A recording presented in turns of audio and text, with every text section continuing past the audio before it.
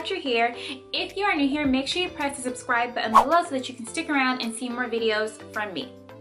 So today we're going to be talking about informational writing. This week my students were given an assignment where they had to read an anchor text titled A Glory Over Everything, and they had an essay to do, an informational essay, and I wanted to remind some of them how to format their informational essays. Remember, with an informational essay, you are giving information, you're giving facts. Your job is to inform the reader of something, of a topic, of a person, of a place, whatever it is. Your job is to inform and give information and facts. So first things first, make sure you truly understand the essay topic that your teacher is giving you. I would rather you ask lots of questions in the beginning than to write a 5-paragraph essay and it's off topic and you don't end up getting a great grade, right? So make sure you ask the teacher questions or for clarification if you are struggling to understand the essay topic.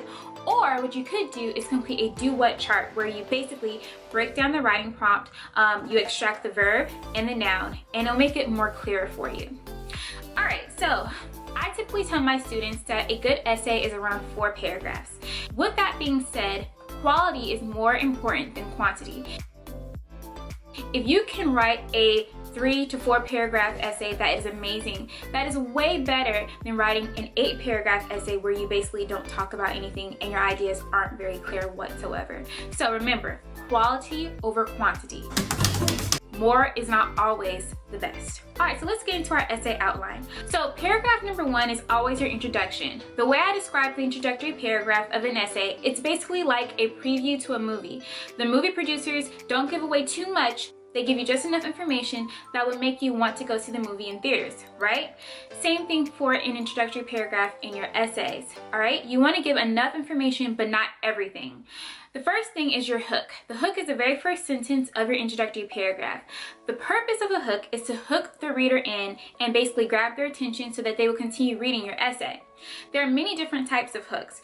One that I typically see often in my class is the rhetorical question hook, where you ask a thought-provoking question. Another type is a quote hook or a interesting fact hook. Also, you can use a descriptive hook, where you begin describing something or someone or a situation, and that will lead into your essay. After you have a hook, which is the first sentence of your essay, comes the bridge. The bridge is just general information about the topic, basically to help readers understand where you're going with your hook. The bridge is supposed to connect the hook to your thesis statement.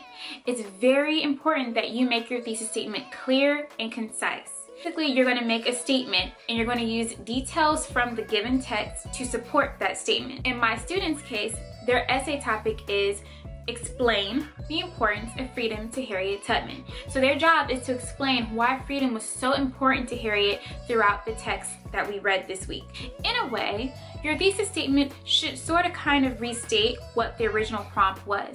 So for example, a possible thesis statement that I should see in my students' essays for this week is freedom was extremely important to Harriet Tubman based on the text A Glory Over Everything, period. And then their job for the rest of the essay is to prove that statement to be true by grabbing evidence from the actual text.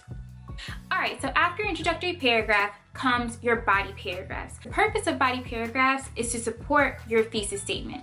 You're trying to prove your thesis statement to be true. 3 things you want to remember: reasons, evidence, explanation.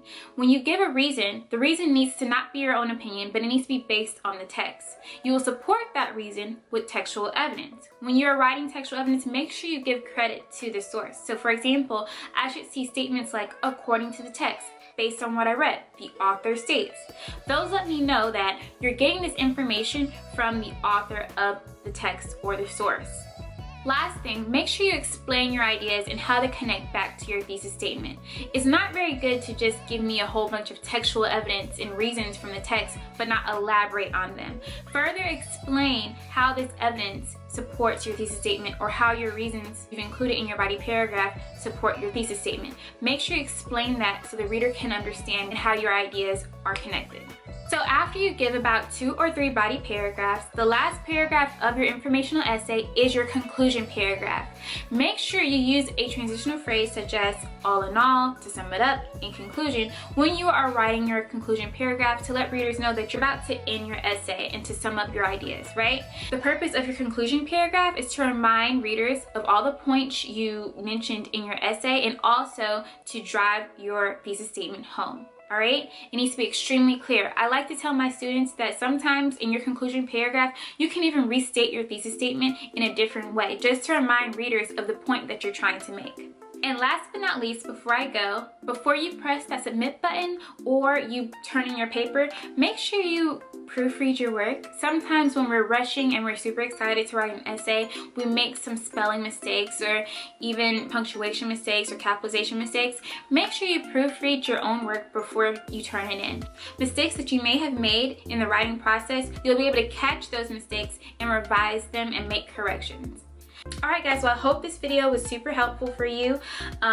Just for review purposes, let's talk about the parts of your essay. Paragraph 1, introduction. Paragraphs 2 and 3, or maybe 4, body paragraphs. And then the last paragraph of your informational essay, or any essay for that matter, is your conclusion paragraph. Alright guys, be safe.